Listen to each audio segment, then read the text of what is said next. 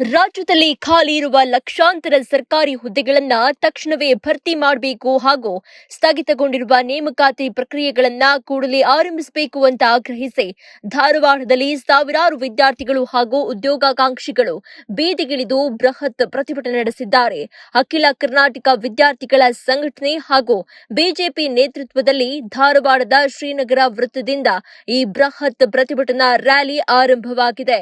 ಕಳೆದ 2 ವರ್ಷಗಳಿಂದ ರಾಜ್ಯದಲ್ಲಿ ಸರ್ಕಾರಿ ಉದ್ಯೋಗಗಳ ನೇಮಕಾತಿ ಪ್ರಕ್ರಿಯೆ ಬಹುತೇಕ ಸ್ಥಗಿತಗೊಂಡಿದೆ. ಪ್ರಸ್ತುತ ರಾಜ್ಯ ಸರ್ಕಾರದ ವಿವಿಧ ಇಲಾಖೆಗಳಲ್ಲಿ ಬರೋಬ್ಬರಿ 2.85 ಲಕ್ಷ ಹುದ್ದೆಗಳು ಖಾಲಿ ಬಿದ್ದಿವೆ. ಹಣಕಾಸಿನ ಮುಗ್ಗಟ್ಟಿನಿಂದ ದಿವಾಳಿಯಾಗಿರುವ ರಾಜ್ಯ ಸರ್ಕಾರ ಹೊಸ ನೇಮಕಾತಿಗಳಿಗೆ ಹಣಕಾಸು ಒದಗಿಸುವ ಸ್ಥಿತಿಯಲ್ಲಿಲ್ಲ. ಈ ಕಾರಣಕ್ಕಾಗಿಯೇ ಸರ್ಕಾರ ನೇಮಕಾತಿ ಪ್ರಕ್ರಿಯೆಗಳನ್ನ ವಿಳಂಬ ಮಾಡ್ತಾ ಇದೆ. ಯುವಕರಿಗೆ ಉದ್ಯೋಗ ನೀಡುವಲ್ಲಿ ಸರ್ಕಾರ ಸಂಪೂರ್ಣ ವಿಫಲವಾಗಿದೆ ಅಂತ ಪ್ರತಿಭಟನೆಯಲ್ಲಿ ಪಾಲ್ಗೊಂಡಿದ್ದ ಬಿಜೆಪಿ ಮುಖಂಡರು ರಾಜ್ಯ ಸರ್ಕಾರದ ವಿರುದ್ಧ ವಾಗ್ದಾಳಿ ನಡೆಸಿದರು. ಉತ್ತರ ಕರ್ನಾಟಕದ ಶೈಕ್ಷಣಿಕ ಕಾಶಿ ಎಂದೇ ಹೆಸರಾಗಿರುವ ಧಾರವಾಡದಲ್ಲಿ ಸಾವಿರಾರು ಯುವಕ ಯುವತಿಯರು ಹಳ್ಳಿಗಳಿಂದ ಬಂದು ಪಿಜಿ ಹಾಸ್ಟೆಲ್ಗಳಲ್ಲಿ ಇದ್ದುಕೊಂಡು ಸ್ಪರ್ಧಾತ್ಮಕ ಪರೀಕ್ಷೆಗಳಿಗೆ ಓದ್ತಿದ್ದಾರೆ. ಆದರೆ ವರ್ಷಗಳು ಕಳೆದರೂ ಕೆಪಿಎಸ್ಸಿ, ಪೊಲೀಸ್ ಇಲಾಖೆ ಸೇರಿದಂತೆ ಯಾವುದೇ ಪ್ರಮುಖ ಇಲಾಖೆಗಳ ನೇಮಕಾತಿ ಅಧಿಸೂಚನೆ ಹೊರಬೀಳದಿರುವುದು ಅವರ ಆರ್ಥಿಕ ಹಾಗೂ ಮಾನಸಿಕ ಸ್ಥಿತಿಯ ಮೇಲೆ ಗಂಭೀರ ಪರಿಣಾಮ ಬೀರಿದೆ. ಸರ್ಕಾರಿ ಉದ್ಯೋಗದ ನಿರೀಕ್ಷೆಯಲ್ಲಿರುವ ಸಾವಿರಾರು ಅಭ್ಯರ್ಥಿಗಳು ನೇಮಕಾತಿ ಅಧಿಸೂಚನೆಗಳು ಮತ್ತು ಪರೀಕ್ಷೆಗಳ ವಿಳಂಬದಿಂದ ಕಂಗೆಟ್ಟಿದ್ದು ಸರ್ಕಾರದ ವಿರುದ್ಧ ತೀವ್ರ ಆಕ್ರೋಶ ವ್ಯಕ್ತಪಡಿಸುತ್ತಿದ್ದಾರೆ.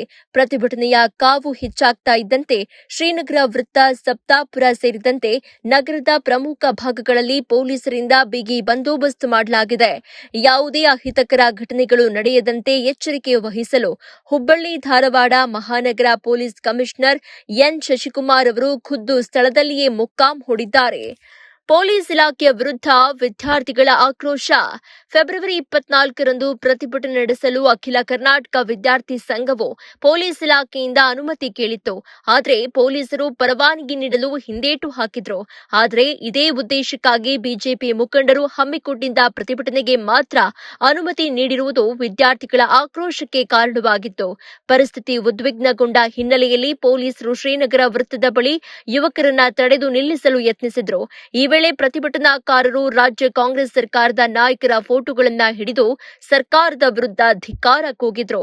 ದೇಶದಾದ್ಯಂತ 32 ವಿಶ್ವವಿದ್ಯಾಲಯಗಳು ನಕಲಿ ಎಂದು ಘೋಷಿಸಿದ್ದ ಯುಜಿಸಿ ಕರ್ನಾಟಕದ ವಿವಿ ಕೂಡ ಲಿಸ್ಟ್ನಲ್ಲಿದೆ.